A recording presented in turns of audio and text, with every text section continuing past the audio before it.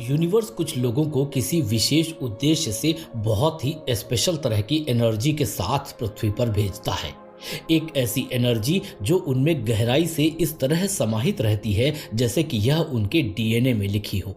और समय के साथ यह एनर्जी या फ्रीक्वेंसी अलग अलग रूप लेती है। कुछ लोगों में यह एक गहरी शांति हो सकती है जो बहुत ही सौम्य भाव से उनमें से निकलती है।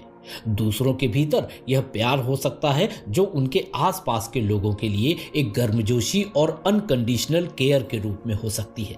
कुछ और लोगों के पास यह एक ऐसी खुशी हो सकती है जो एक अपलिफ्टिंग वाइब्रेशंस के रूप में पूरे कमरे के लोगों को उत्तेजित कर सकती है। ऑथेंटिसिटी यानी प्रामाणिकता, पॉजिटिविटी यानी सकारात्मकता और होप यानी आशा भी स्पेशल फ्रीक्वेंसीज के रूप में कुछ लोगों के पास मौजूद हो सकती हैं। ये ऊर्जाएं व्यक्ति में मौजूद तो हमेशा रहती हैं, लेकिन यह तब तक चुपचाप पड़ी रह सकती हैं जब तक कि वे इनके बारे में विकसित और जागरूक नहीं हो जाते कि ये वास्तव में क्या और कौन है। और जैसे जैसे वे जागते हैं और अपने उच्च उद्देश्य को समझते हैं, ये फ्रीक्वेंसीज और मजबूत और चमकदार होती जाती हैं। समय के साथ जैसे जैसे ये लोग आध्यात्मिक रूप से भी विकसित होते हैं और चेतना के उच्च स्तरों पर पहुंचते हैं, जिसे अध्यात्म में 5D का स्तर कहा जाता है, इस स्तर पर उनकी ऊर्जा इतनी शक्तिशाली हो जाती है कि यह उनके संपर्क में आने वाले हर व्यक्ति को प्रभावित करती है। उन्हें ऐसे तरीकों से ऊपर उठाती है जो दिखाई तो कभी नहीं देते, लेकिन इन्हें केवल गहराई से महसूस किया जा सकता है। लेकिन ये विशिष्ट आत्माएं, जिन्हें फ्रीक्वेंसी होल्डर कहा जाता है, पृथ्वी पर इधर उधर बेतरतीब ढंग से बिखरी नहीं रहती। इन सबको एक विशेष कारण से दुनिया के विशिष्ट भागों में रखा जाता है। ऐसा लगता है जैसे ये किसी बड़ी योजना का हिस्सा है और स्ट्रेटेजिकली इन्हें उन क्षेत्रों में रखा जाता है जहां इनकी विशेष ऊर्जा की सबसे अधिक आवश्यकता होती है। फॉर एग्जाम्पल, कोई सोल जिसे यूनिवर्स ने शांति की फ्रीक्वेंसी से नवाजा है, वह ऐसे क्षेत्र में पैदा हो सकता है जहां बहुत अधिक संघर्ष है, जहां उनकी केवल शांत उपस्थिति ही उनके आसपास के लोगों में स्थिरता और धैर्य की संभावना बना सकती है। इसी तरह प्रेम की फ्रीक्वेंसी वाली सोल्स खुद को ऐसे परिवार में पैदा हुआ पा सकती हैं जहां गहरा दर्द, आघात या घृणा बनी रहती है। बेशर्त प्यार करने की उनकी प्राकृतिक क्षमता उन घावों को भरने में मदद करती है, भले ही यह चुपचाप और बिना किसी धूमधाम के हो। इन फ्रीक्वेंसीज को धारण करने वाले लोग इन स्थानों पर दुर्घटनावश नहीं पहुंचते। उन्हें वहां अपने आसपास की नकारात्मक ऊर्जाओं को संतुलित करने, लोगों को गाइड करने और उनकी मदद करने के लिए भेजा जाता है। इनका उद्देश्य किसी भी तरह से स्वयं में बने रहकर लोगों के बीच के सद्भाव को बहाल करना होता है। अगर आपको लगता है कि आप में भी कुछ विशेष फ्रीक्वेंसीज होने की वजह से आप भी एक फ्रीक्वेंसी होल्डर हो सकते हैं, तो इस वीडियो में आपको कुछ ऐसे संकेत मिलेंगे जो आपको यह पहचानने में मदद करेंगे।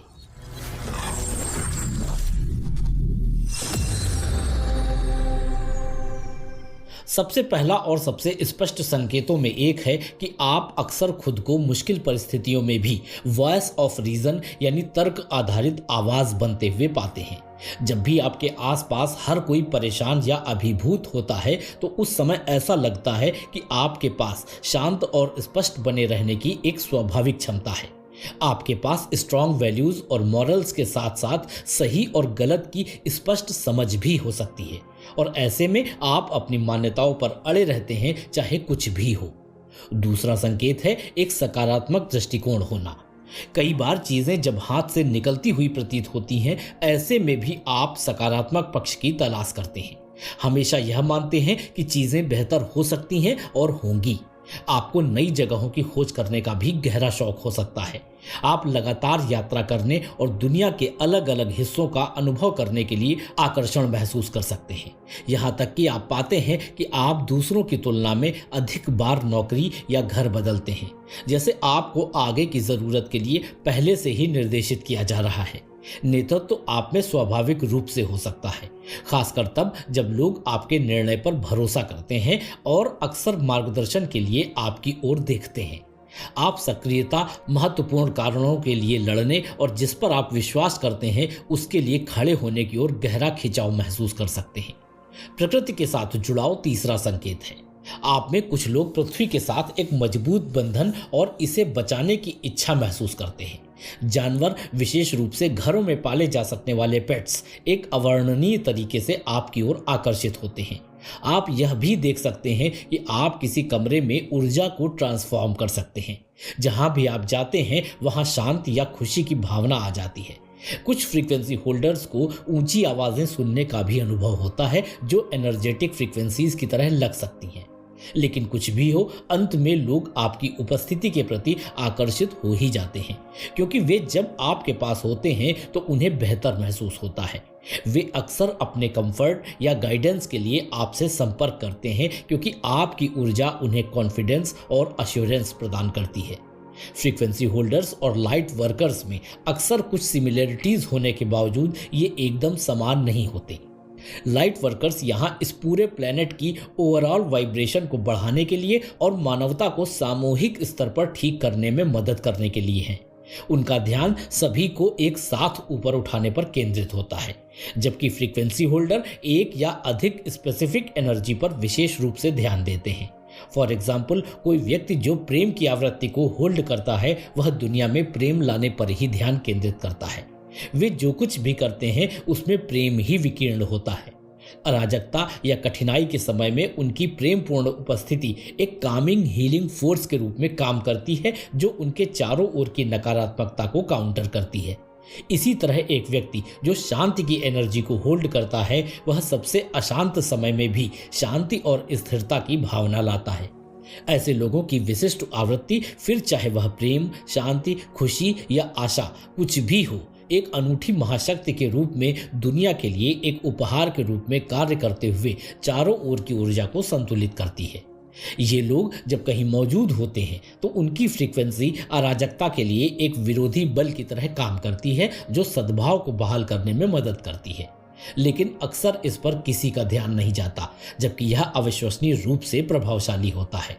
दुनिया में लाइट वर्कर्स कई हुए हैं, लेकिन फ्रीक्वेंसी होल्डर्स बहुत दुर्लभ हैं। ऐसा इसलिए क्योंकि फ्रीक्वेंसी होल्डर होने का मतलब केवल एक विशिष्ट ऊर्जा को होल्ड करना नहीं है, बल्कि यह उस ऊर्जा में लगातार बने रहने के बारे में है, फिर बाहरी परिस्थितियां चाहे कुछ भी हों। फॉर एग्जाम्पल, अगर कोई लव एनर्जी होल्डर है तो वे हर समय प्रेम की स्थिति में ही रहते हैं, चाहे उन्हें कितनी भी चुनौतियां या कठिनाइयों का सामना करना पड़े। इवन वे इस स्थिति में तब भी रहते हैं जब अन्य लोग रह ही नहीं सकते, और कभी कभी यह बहुत कठिन भी हो जाता है, विशेष रूप से ऐसे संसार में जहां दर्द, गुस्सा और पीड़ा बहुत आम बात है। अधिकांश लोगों को हर समय हाई वाइब्रेशनल स्टेट में बने रहना कठिन लगता है, क्योंकि वास्तविक जीवन बहुत चुनौतीपूर्ण है। लेकिन फ्रीक्वेंसी होल्डर्स ऐसा करने में सफल रहते हैं, और यही बात उन्हें इतना विशेष और अद्वितीय बनाती है। हालांकि आपके मन में अक्सर ये प्रश्न उठता है कि यदि फ्रीक्वेंसी होल्डर्स इतने क्षमतावान होते हैं तो क्या वे सच में कहीं कोई अंतर ला रहे हैं? आप सोच सकते हैं कि अगर आप एक फ्रीक्वेंसी धारक हैं तो आपको ऐसा क्यों नहीं लगता कि आप किसी की मदद कर रहे हैं। लेकिन सच्चाई यह है कि आप शायद ऐसे तरीकों से मदद कर रहे हैं जिसका आपको एहसास भी नहीं है।